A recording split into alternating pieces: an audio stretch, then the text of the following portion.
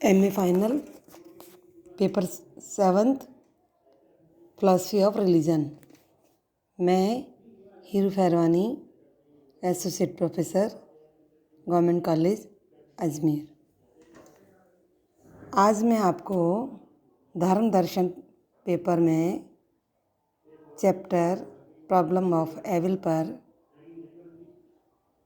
बताऊंगी अशुभ की समस्या। अशुभ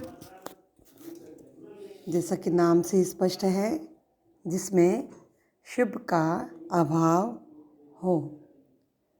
हम अपने दैनिक जीवन के जितने भी अनुभव हैं, अगर उन पर हम दृष्टि डालें तो हम देखेंगे कि हमारे जीवन में अशुभ की जो मात्रा है बहुत ही प्रबल है।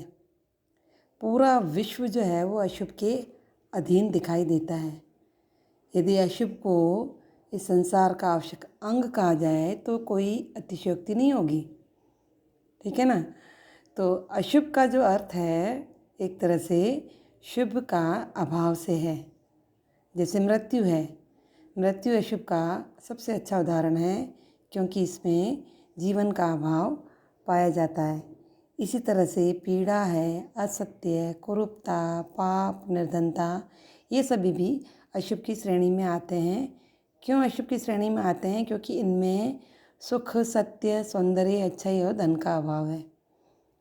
Professor D.M. एडवर्ड कहते हैं कि अशुभ जो है परम मूल्यों का विरोधी है। उन्होंने ये भी बताया है कि संसार में कम से कम 4 प्रकार के तो ऐसे अशुभ हैं जो संसार में निहित ही हैं, जिसमें है दुख, असत्य, कुरूपता और पाप।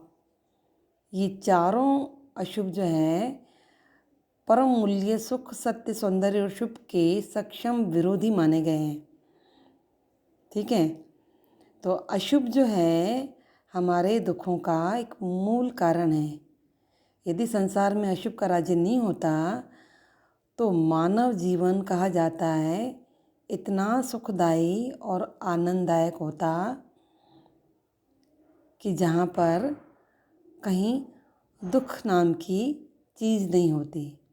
परंतु इस संसार में, विश्व में अशुभ की जो बहुलता है उसके कारण जितने भी जीव जंतु हैं उन सब का जीवन जो है दुखात्मक हमें प्रतीत होता है या नहीं।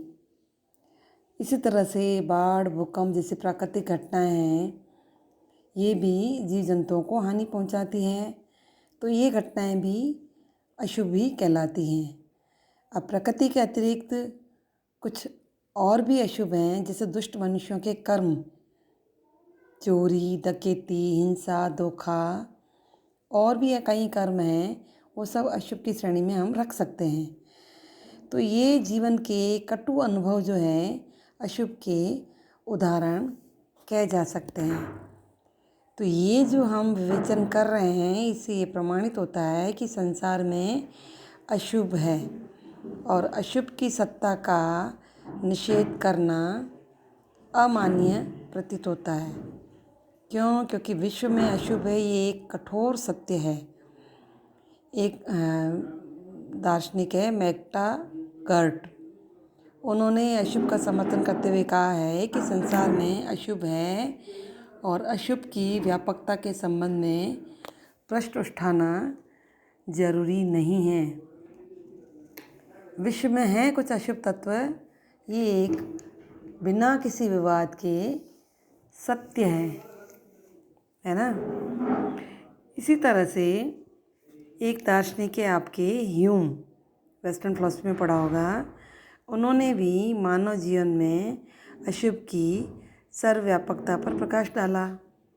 उन्होंने रोगों से परिपूर्ण हॉस्पिटल, अपराधियों से भरे हुए कैद खाने, मृतक शरीर से परिपूर्ण रणभूमि, महामारियों से पीड़ित पूरा राष्ट्र, अन्याय, अत्याचार आदि इन सबको अशुभ के प्रमुख उदाहरण माना है।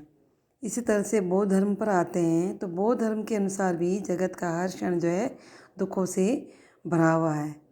बौद्ध धर्म आपने पढ़ा होगा भारतीय दर्शन में। बौद्ध धर्म में जन्म, रोग, बुढ़ापा और मृत्यु ये मूल अशुभ माने गए हैं। इसी तरह से वेस्टर्न फिलॉसफी में आपने जर्मन दार्शनिक शोपेनहावर के बारे में पढ़ा होगा। उन्होंने भी विश्व को बुराइयों और खराबियों से युक्त माना है। इस प्रकार मानव जीवन जो है अतृप्त आकांक्षाओं और इच्छाओं की एक लाश है ना। ये सारा जगत जो है वो निकृष्टतम है। जीवन जो है एक धोखा है। ठीक है। तो जब से मानव में बुद्धि का विकास हुआ है तब से वह अशुभ की समस्या पर विचार करता आया है। इसके परिणाम स्वरूप अशुभ की समस्या के संबंध में हमें अनेक मत मिलते हैं और कई मानवीय प्रयत्नों के बाद भी आज तक जो है अशुभ की समस्या सुलझ नहीं पाई है। तो धर्म दर्शन में अशुभ की समस्या को लेकर के काफ़ी वाद विवाद हुए हैं, फिर भी यह एक समस्या रही है और इस समस्या का उन्मूलन संभव जान नहीं पड़ता है। ठीक है। अब हम आते हैं कि अशुभ की समस्या का विकास कैसे हुआ। अशुभ की समस्या पर विकास की हम आज चर्चा करेंगे। तो जब हम इस समस्या पर विचार करते हैं तो हम देखते हैं कि अशुभ जो है वो प्राचीन काल में लोगों के लिए एक समस्या नहीं था।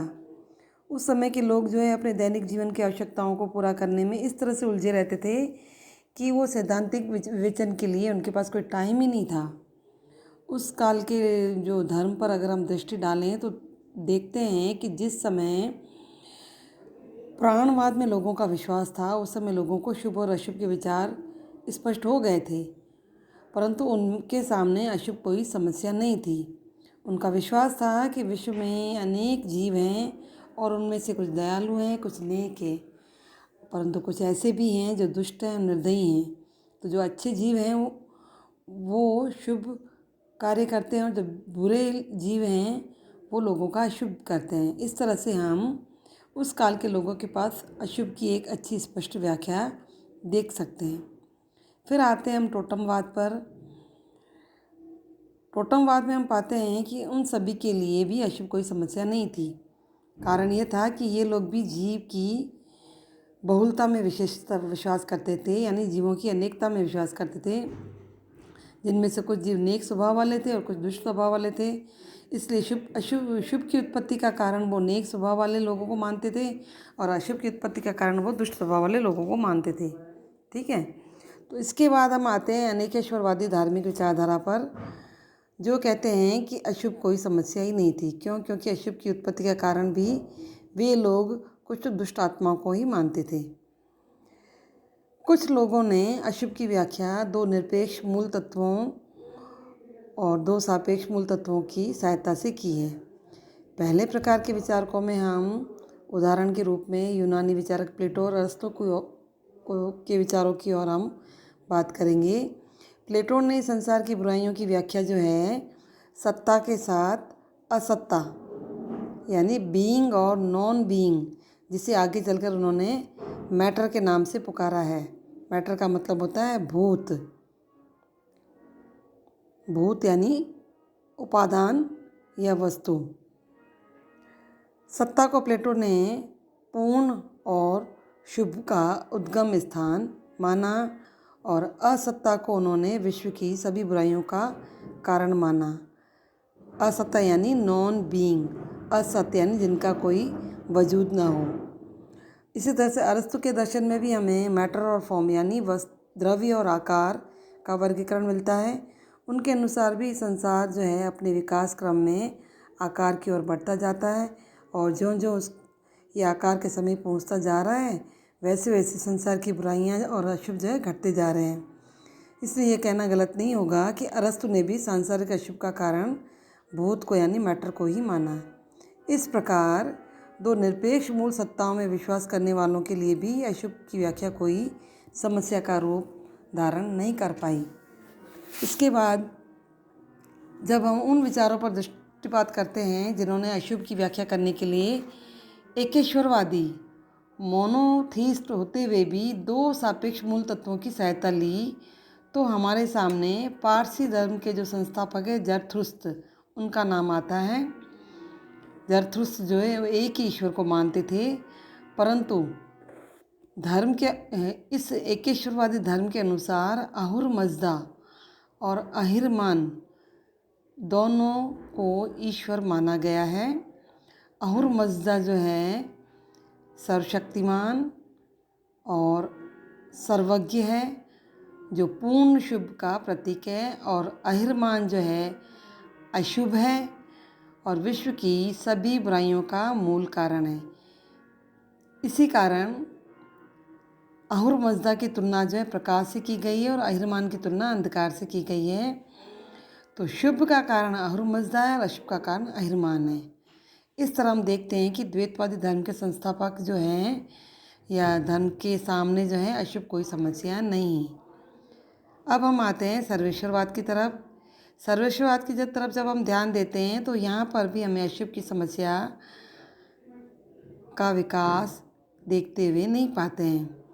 सर्वेश्वरवाद क्या कहता है कि ईश्वर जो है एकमात्र सत्ता है और विश्व और ईश्वर में तादात्म्य है, और इन्होंने शुभ और अशुभ को नहीं माना है। क्योंकि विश्व में की हर वस्तु में हमें ईश्वर का ही प्रकाशित रूप दिखाई देता है। तो फिर शुभ और अशुभ का तो भेद कैसा है? यानी विश्व में सिर्फ शुभ ही शुभ है या फिर अशुभ ही अशुभ है। ठीक है। इसके बाद अनिश्वरवादी विचारधारा पर बात करेंगे। वहाँ हम देखते हैं कि वहाँ भी अशुभ जो है कोई समस्या नहीं थी। क्योंकि अनिश्वरवादियों ने ईश्वर के अस्तित्व को असत्य बताया है। वो कहते हैं कि ईश्वर में विश्वास करना हमारी भूल है। अनिश्वरवादियों के सामने अशुभ की समस्या इसलिए विकसित ही नहीं हुई। कुछ अनिश्वरवादियों ने तो शुभ और अशुभ दोनों की सत्ता का भी खंडन कर दिया। विश्व में ना शुभ है और ना ही अशुभ है। एक ही वस्तु एक दृष्टिकोण से शुभ है तो दूसरे दृष्टिकोण से अशुभ है। जैसे वर्षा जो है कृषि के दृष्टिकोण से शुभ है और बाढ़ जो है बाढ़ के दृष्टिकोण से वही वर्षा जो है अशुभ है। इसलिए अनिश्वरवादियों के लिए अशुभ की समस्या है ही नहीं और अशुभ कोई समस्या ही नहीं है। ठीक है।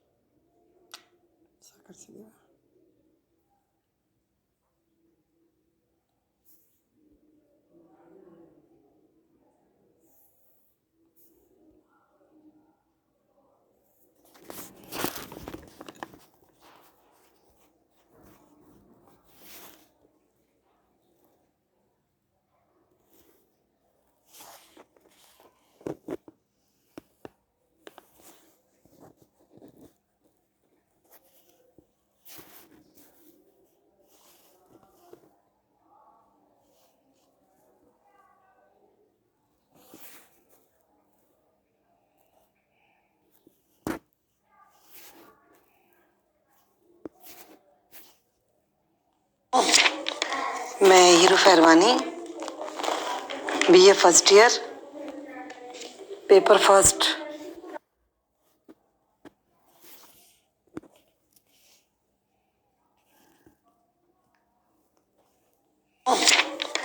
मैं हीरू फैरवानी,